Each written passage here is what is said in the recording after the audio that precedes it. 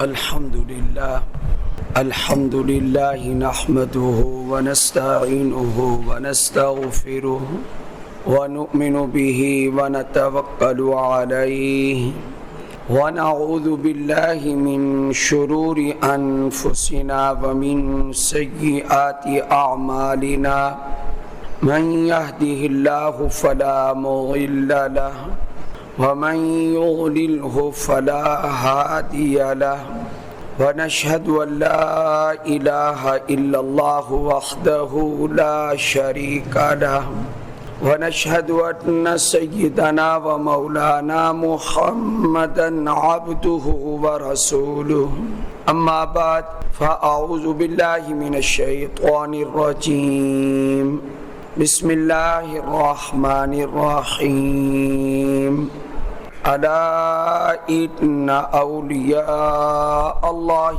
لا خوف عليهم ولا هم يحزنون الذين آمنوا وكانوا يتقون قال النبي صلى الله عليه وسلم فيما يرويه عن الله تبارك وتعالى من عادى لي وليا فقد آذنته بالحرب صدق الله العظيم وصدق رسوله النبي الكريم اللهم صل على محمد وعلى آل محمد كما صليت على إبراهيم وعلى آل إبراهيم إنك حميد مجيد اللهم بارك على محمد وعلى آل محمد كما باركت على إبراهيم وعلى آل إبراهيم إنك حميد مجيد.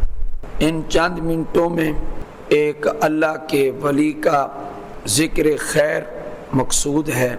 حضرت حسین رضی اللہ تعالی عنہ کے صاحبزادے، ان کا نام بھی علی ہے. حضرت حسین نے اپنے دو بیٹوں کا نام علی رکھا اپنے والد کے نام پر.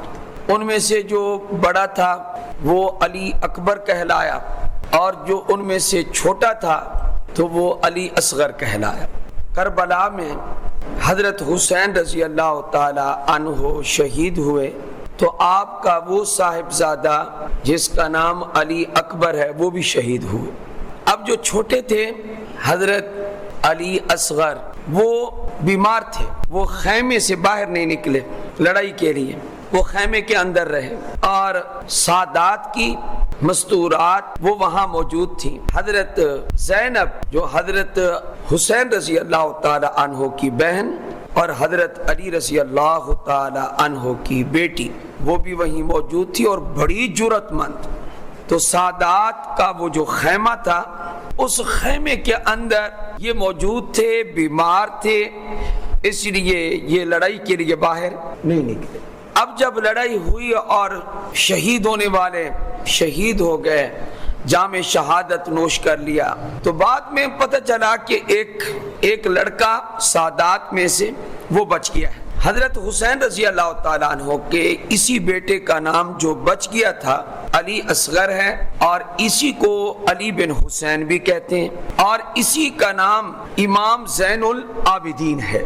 اب فوج کہنے لگی، یزیدی فوج، عبید اللہ بن زیاد کی بھیجی ہوئی فوج، اب اس کو قتل کر کے ہم نے کیا کرنا ہے؟ جو قتل ہونا تھا، جس سے مقابلہ تھا، وہ تو قتل ہو گیا.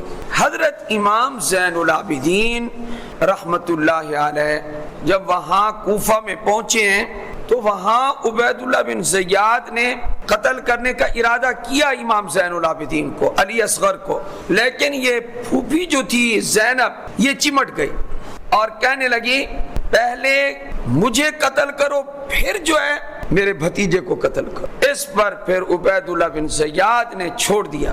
پھر امام زین العابدین ماشاءاللہ اس واقعہ کے کافی عرصے بعد تک دنیا میں رہے. اللہ تعالیٰ نے ان کو بے شمار فضائل اور خصوصیات سے نوازا. آج میں اس لیے ذکر کر رہا ہوں، کچھ لوگ وہ کہتے ہیں کہ ہم سادات سے محبت کرتے ہیں، ہم اہل بیت سے محبت کرتے ہیں. ہم بتانا چاہتے ہیں کہ امام زین العابدین ہمارے ہیں، ہم امام زین العابدین سے محبت کرنے والے لوگ ہیں. یہ امت کے چوٹی کے علماء، چوٹی کے محدثین اور چوٹی کے اولیاء اللہ میں شامل ہیں۔ اس لیے آج اس موضوع کو شروع کرتے ہوئے میں نے آیت بھی وہ پڑھی ہے، الا ان اولیاء اللہ، خبردار بے شک اللہ کے ولی، لا خوف علیہم ولا هم یحزنون، نہ ان پر کوئی خوف ہوگا نہ وہ غمگین ہوں گے۔ اللہ کے اولیاء ہیں کون؟ اللہ کے اولیاء خود اللہ بتاتا ہے کہ میرے اولیاء کون ہیں، میرے دوست کون ہیں؟ الذین آمنوا وکانوا یتقون، جو ایمان لائے اور جنہوں نے تقوی اختیار کیا، وہ میرے کون ہیں؟ وہ اولیاء ہیں، وہ دوست ہیں۔ وہ اللہ نے یہ فرمایا۔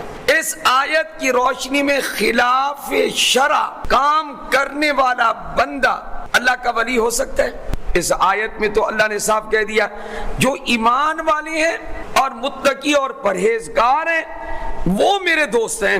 اللہ نے یہ فرمایا، قوالیاں کرانے والے، مجرے کروانے والے، ناچنے والے، اختلاط کے مجامع قائم کرنے والے، مجمع قائم کرنے والے، یہ کبھی بھی اللہ کے دوست نہیں ہو سکتے۔ یہ تو عملی خرابی ہے، اور ایمان اس وقت تک معتبر ہو ہی نہیں سکتا کہ جب تک آدمی اللہ کی توحید پر ایمان نہ لائے، جب تک اللہ تعالیٰ کو وحدہ لا شریک لہ نہ مانے۔ ایک دن میں حیران ہو گیا ابو داؤد شریف کی حدیث پڑھ کر، اللہ کے رسول صلی اللہ علیہ وآلہ وسلم نے ارشاد فرمایا، جو آدمی وضو کرے، وضو اچھے طریقے سے کر لے، وضو کرنے کے بعد، ابو داؤد شریف میں دونوں حدیثیں موجود، یہ پڑھے بھی صحیح، اور رفع نظرہ الی السماء، اپنی نظر آسمان کی طرف بھی اٹھا سکتا ہے، آسمان کی طرف دیکھے۔ لیکن ایک کام جو ہم نے اپنی عادت کے مطابق بڑھایا ہوا ہے وہ کسی حدیث سے ثابت نہیں۔ وضو کے بعد یہ دعا پڑھنا بھی ثابت، آسمان کی طرف نظر اٹھا کر دیکھنا بھی ثابت، لیکن یہ جو یوں اشارہ کر انگلی کا، یہ ثابت نہیں ہے، کیونکہ ہم حد میں رہنے کے عادی نہیں، ہم چھلانگے لگانے کے عادی، شریعت کی حدود کو پھلانگ کر آگے نکلنے کے عادی۔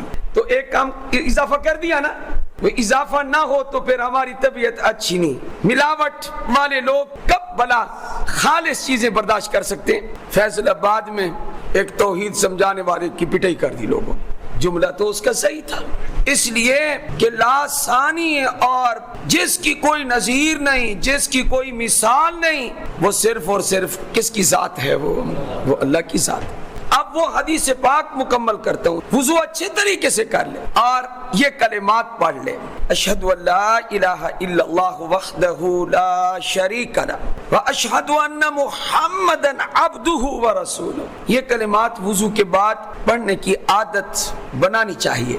آپ علیہ الصلوۃ والسلام نے فرمایا وضو کے بعد جو کلمات یہ پڑھے گا، فتحت لہ ابواب الجنہ الثمانیہ من ایہا یدخل، اللہ تعالیٰ ان کلمات کے پڑھنے کی برکت سے اس کے لیے جنت کے 8 دروازے کھول دیتا ہے۔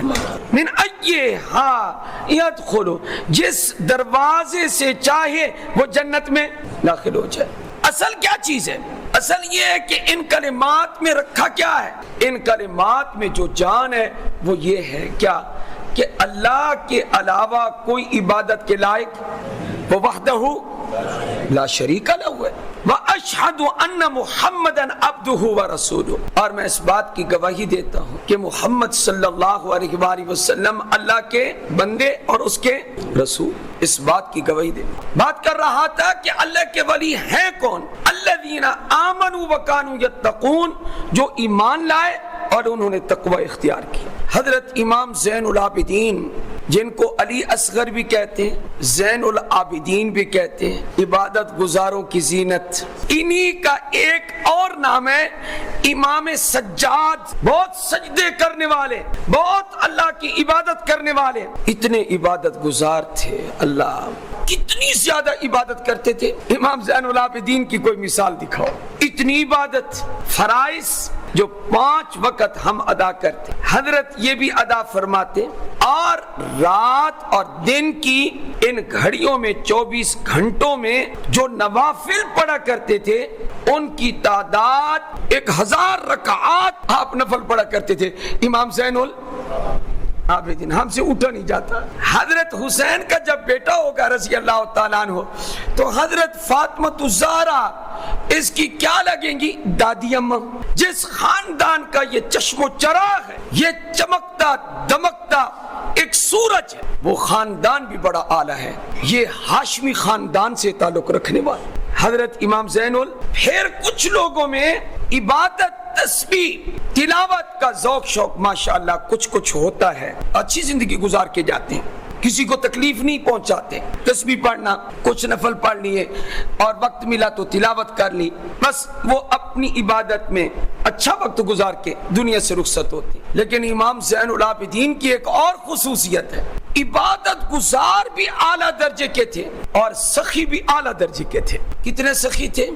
رات کا وقت ہوتا، مدینہ میں رات ہوتی، مدینہ منورہ میں اندھیرا چھا جاتا، حضرت امام زین العابدین مڈاسا مار کے نا، منہ چھپا کے، تو عام اپنی پشت پہ جرب، وہ توشدان اپنی پشت پر اٹھا کر رسیوں سے باندھ کے اس میں کافی سارا کھانا اور کچھ دراہم، اس وقت سکہ درہم دینار چلتا تھا، آپ جاتے اور مدینہ کی بیوہ عورتیں اور فقراء اور مساکین ان کی جو رہائش ہوتی تھی ان کے دروازے پر چپکے سے جا کے رکھ دیتے، وہ نکلتے کہ اب وہ بندہ جو آتا ہے وہ رکھ کے چلا گیا ہوگا، وہ نکلتے، اٹھاتے، کھاتے، گزر بسر کرتے، لیکن کسی کو پوری عمر پتہ نہ چلا کہ یہ رکھ کر جانے والا کون ہے۔ جب وفات ہوئی حضرت کی وفات کے بعد حضرت کو غسل دینا تھا تو غسل دینے والے نے اپنی آنکھوں سے دیکھا کہ ان کی کمر پر وہ جو رسیاں تھیں، وہ جن سے توشدان باندھ کے جاتے تھے،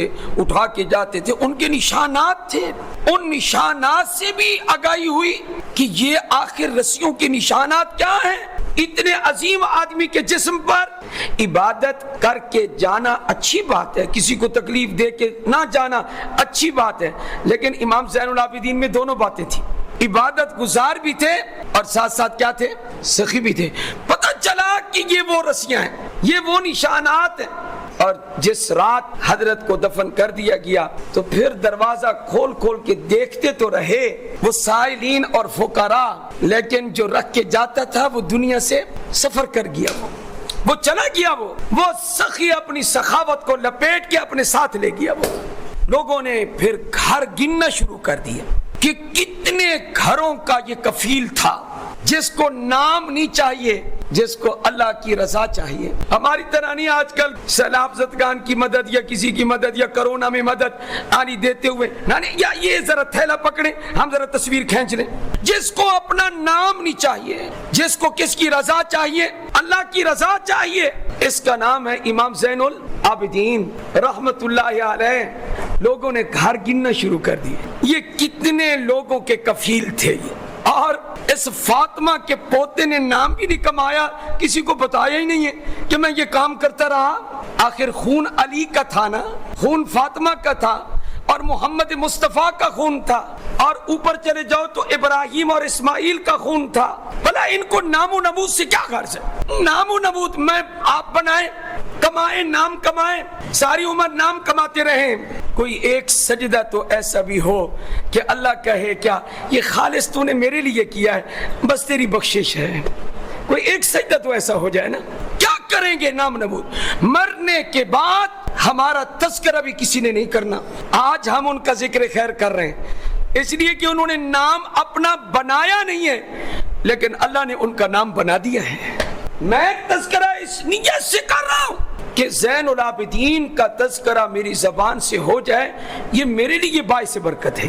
ہم لوگوں نے ان کے تذکرے چھوڑ دیے اور دوسرے لوگوں نے آ کر ٹھیکہ لے لیا۔ کیوں بھائی؟ یہ زین العابدین ہمارا ہے، حسین ہمارا ہے، حسن ہمارے ہیں، علی ہمارے ہیں، فاطمہ الزہرا رضی اللہ تعالی عنہا، زینب، ام کلثوم، رقیہ، یہ سب عزت کے رشتے ہمارے ہیں، یہ دینی رشتے ہمارے ہیں۔ گھر گننا شروع، کتنے لوگوں کی کفالت، کتنے گھرانوں کی کفالت کیا کرتے تھے۔ میاں تو بیت 100 خاندان نکلے، 100 خاندان جن کی کفالت تنہا کون کر رہے تھے؟ حضرت زین العابدین رحمت اللہ علیہ۔ آپ حرم میں پہنچے، حضرت زین العابدین اس وقت ولید بن عبد الملک بادشاہ تھا، اس کا بھائی ہشام جو ابھی بادشاہ نہیں بنا تھا وہ حرم میں موجود ہے، اس کے لیے ممبر رکھا گیا، بٹھایا گیا کہ یہ بادشاہ کا کیا ہے بھائی ہے، وہ مزے سے بیٹھا ہوا ہے حرم مکہ میں، لوگ اس کے ارد گرد ہیں، طواف کرنے والے طواف کر رہے ہیں، حجر اسود کو بوسہ دینے والے بوسہ دے رہے ہیں۔ اچانک داخلہ ہو گیا، کس کا داخلہ ہوتا ہے؟ اچانک حضرت امام زین العابدین تشریف لاتے، جیسے آپ حرم میں داخل ہوتے ہیں، بڑھتے بڑھتے بڑھتے جیسے آپ حجر اسود کے سامنے جاتے ہیں، سارے لوگ ایک طرف ہو جاتے ہیں، عزت اور احترام میں چھوڑ دیتے ہیں، اور امام زین العابدین کو بالکل حجر اسود کے قریب جانے کے لیے کوئی تکلیف اور مزاحمت کا سامنا نہیں کرنا پڑتا۔ اتنی عزت مسلمان کر رہے ہیں۔ تو پوچھا کسی نے کون ہے؟ ہشام کہتے ہیں ما عارف ہوں، میں نہیں پہچانتا، حالانکہ وہ پہچانتا تھا کہ یہ کون ہے۔ فرزدق شاعر کھڑا تھا تو کہنے لگا ھذا الذی، یہ وہ شخص ہے جس کو بطحا مکہ کی زمین بھی جانتی ہے، تعرف البطحا وطأتہ، فرمایا بیت اللہ بھی اس کو جانتا ہے، اس کو ہل اور حرم بھی جانتا ہے کہ یہ کون ہے، اور تو اس وقت کہہ رہا ہے کہ میں تو اس کو، تیرے جاننے نہ جاننے سے کیا بنے، جن کو عزت کس نے دی ہے؟ اللہ نے دی ہے۔ پورا قصیدہ ہے حضرت کے ہی واقعات میں یہ ہے کہ حتیم میں گئے، ایک تابعی ہیں حضرت طاؤس رحمہ اللہ، وہ فرماتے میں نے حتیم میں دیکھا حضرت امام زین العابدین رحمت اللہ علیہ کو سجدے میں سر رکھ کر یہ دعا کر رہے تھے۔ کیا کہہ رہے تھے؟ عبیدو کا بفنائے کا، اے اللہ تیرا چھوٹا سا بندہ تیرے صحن میں موجود ہے، عبیدو کا بفنائے کا، تیرا چھوٹا سا بندہ تیرے صحن میں، تیرے گھر کے صحن میں موجود ہے، مسکینوں کا بفنائے کا، تیرا مسکین بندہ تیرے گھر کے صحن میں ہے، سائلوں کا بفنائے کا، تجھ سے مانگنے والا تیرے صحن میں موجود ہے، فقیروں کا بفنائے کا، تیرا ایک فقیر تیرے گھر کے صحن میں موجود ہے۔ حضرت نے آگے کچھ نہیں کہا، بند کر دی دعا۔ ساتھ سننے والے کون تھے؟ طاؤس رحمہ اللہ، وہ فرماتے ہیں کہ میں نے یہ الفاظ یاد کر لیے، میں پھر ان کو پڑھ دیتا ہوں۔ عبیدوں کا بفنائک، مسکینوں کا بفنائک، سائلوں کا بفنائک، فقیروں کا بفنائک، تیرا چھوٹا سا بندہ، تیرا مسکین بندہ، تجھ سے مانگنے والا بندہ، تیرا ایک فقیر بندہ، وہ تیرے گھر کے صحن میں ہے۔ ما دعوت بہا فی کرب قط، کسی بھی غم میں، کسی دکھ میں جب بھی میں نے یہ دعا پڑھی ہے، اللہ تعالیٰ نے میرے غم کو ختم فرما دیا ہے۔ امام زین العابدین صرف ان کے امام نہیں ہیں، ان سے بڑھ کر تو ہمارے امام۔ کسی نے امام زین العابدین سے پوچھا، مدینہ میں کھڑے تھے آپ، یہ بتائیے کہ ابو بکر عمر کا درجہ کیا تھا، نبی علیہ السلام کے سامنے ان کا کیا مقام تھا؟ حضرت امام زین العابدین نے حضور کے روضے کی طرف اشارہ کر کے، قبر کی طرف اشارہ کر کے، قبر دیکھو، کہا جی دیکھ لی ہے، ساتھ والی قبر فرمایا ابو بکر کی ہے، ساتھ والی قبر فرمایا عمر کی ہے، فرمایا جتنا ان قبروں میں قرب ہے اتنا ہی ان کے دلوں میں آپس میں قرب ہے، اتنا ہی حضور کے یہ قریب تھے۔ یہ کون؟ ابو بکر و عمر۔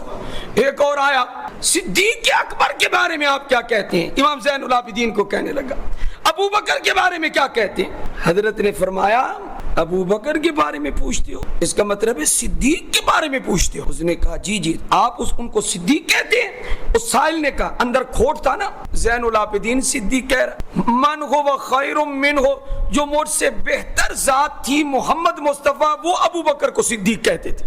فرمایا انہوں نے یہ لقب دیا صدیق کا، میں کیوں نہ کہوں؟ اور ساتھ ہی فرمایا اذهب جا احب ابا بکر و عمر، ابو بکر و عمر سے محبت کیا کر، فما کان من اسم ففی عنقی، اگر کوئی گناہ قیامت کے دن اللہ نے کہا نا کہ ان سے محبت کر کے تو نے کوئی گناہ کیا ہے تو وہ میری گردن پہ ہے۔ ابو بکر و عمر کی محبت گناہ نہیں ہے، عین ایمان اور ثواب ہے۔ تو ہم صحابہ کو بھی مانتے ہیں اور اہل بیت کو بھی۔ وآخر دعوانا ان الحمدللہ۔